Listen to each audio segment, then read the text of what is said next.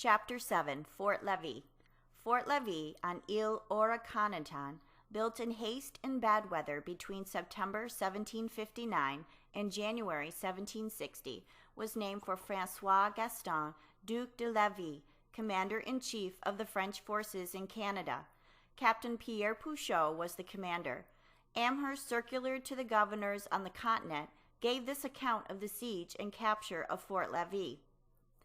The 4 following days, 19 to the 22nd of August, were employed in raising my batteries, which being finished on the morning of the 23rd, in concert with our shipping, I began to fire on the fort, which lasted till yesterday afternoon, when the French beat a parley, desiring to know what term should be granted them. My answer was that the garrison should be prisoners of war, that everything in and depending on the fort should be delivered in its present state, and that I gave them only 10 minutes to accept or dissent from these proposals. They accordingly yielded to these conditions, and I have the satisfaction to inform you that His Majesty's troops are now in possession of Fort Levis. Our loss upon this occasion has been very inconsiderable, that of the enemy, whose garrison consisted of about 300 men, about 12 killed and 40 wounded. Monsieur Pouchot, the same gentleman that was last year taken at Niagara, commanded them. The following additional paragraph was addressed to the President of the Council of New York only. This success of His Majesty's army fills me with the greater pleasure as it effectually secures and protects the settlements and inhabitants of the Mohawk River, which nothing but a post either here or at Oswegatchie could perfectly effect, and as the improvement of the settlements already along that river and the cultivation of the uncleared country cannot but prove of the greatest advantage to the province, I would recommend it to you the issuing of a proclamation inviting the people thereto and assuring them of a quiet and peaceable abode in their habitations. The following paragraph was addressed to the President of the Council of New York and the Governor of New Jersey. The prisoners before mentioned, both of the garrison and vessel, I now send under the care of Lieutenant Small to New York, to be by him delivered over to Captain Wheelock, the commissary for the exchange and ransom of prisoners, with directions that he dispose of them until they are exchanged on Long Island and in the Jerseys, which are the 2 most contiguous and convenient places they can be left in, until such an exchange can take place. I must therefore request that upon any application to you from Captain Wheelock, you will be so good as to give him all the aid and assistance he may stand in need of for the disposal of such of these prisoners within your government as he shall see occasion for. Captain Pouchot, whose Memoirs sur la dernière guerre l'Amérique septentrionale entre la France et l'Angleterre were established posthumously in 1781, told a somewhat different story. British vessels attacking the fort included the Mohawk, the Seneca, the Onondaga, the Iroquois, and the Oneida. Pouchot wrote, translated from the French, "One thing which amused the garrison at the most serious moments of the battle was that the Indians, who were perched upon their trenches and batteries to watch the contest with the vessels, which they regarded as on their side, on account of the names they had been given them, and because they carried an Indian painted on their flags, made furious cries at seeing them so maltreated. The English had assured them that with these vessels alone they would make the place surrender. When the Indians saw them drift off and ground, they redoubled their cries." The attack on Fort Levis continued by cannon, mortar, and howitzer.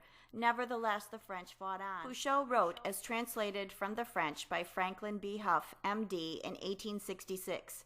The activity of our fire put the English in bad humor, and in the afternoon, August 25th, they redoubled theirs from all their batteries and fired red-hot balls and fire-pots. This was too much for this miserable fort, which now was only a litter of carpenter's wood and fascines.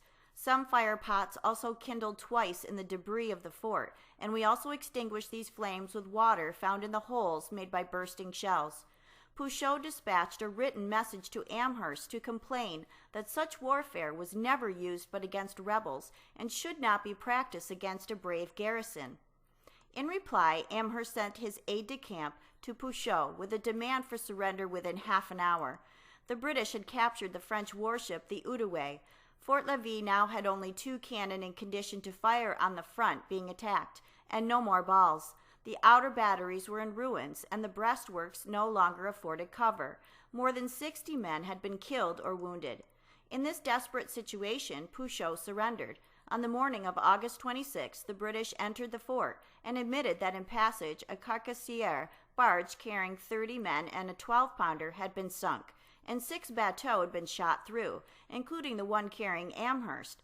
The general politely reproached Pouchot, who replied, "Sir, we wish to accord to you the honors which are your due." Pouchot wrote that British casualties totaled more than 333. The French forces included 6 Canadian officers, 150 colonial soldiers, and 80 militiamen, as well as 180 men aboard the 2 corvettes. The fort on 6-acre Ile Royale was surrounded by ditches more than 30 feet wide. The island was only 2 feet above water. The parapet was 27 feet wide, of timber and earth. The abattis outside the breastworks extended into the water, except at the 2 landing quays. The high ramparts allowed the gunners to look down on the decks of the British warships attacking Fort Levis and pick their targets.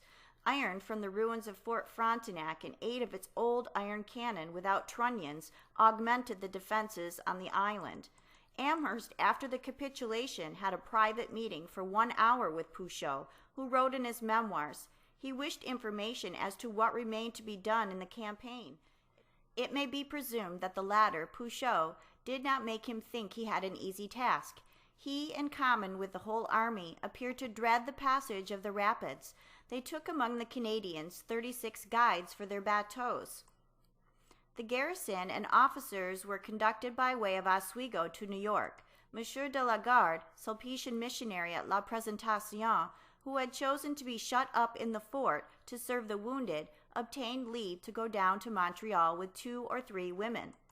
The English army remained about 15 days making arrangements to go down the river, but notwithstanding their guides, of whom some perhaps sought the worst channels, they lost 80 bateaux and their carcassières at Coteau-du-Lac. The British historian Thomas Mant, in the History of the Late War in America, 1772, said, "For the want of sufficient precaution, 29 boats belonging to the regiments, 17 whaleboats, 17 artillery boats, and 1 row galley were dashed to pieces with the loss of 88 men." Amherst was 43 years of age, Pouchot was 48, and the Duc de Levis, commander-in-chief of the French forces in Canada, for whom Fort Levis was named, was 40. Abbé Pierre-Paul de la Garde had been one of Piquet's assistants at Fort La Présentation. Amherst renamed Fort Levis, calling it Fort William Augustus, and assigned there 200 men under Captain Osborne.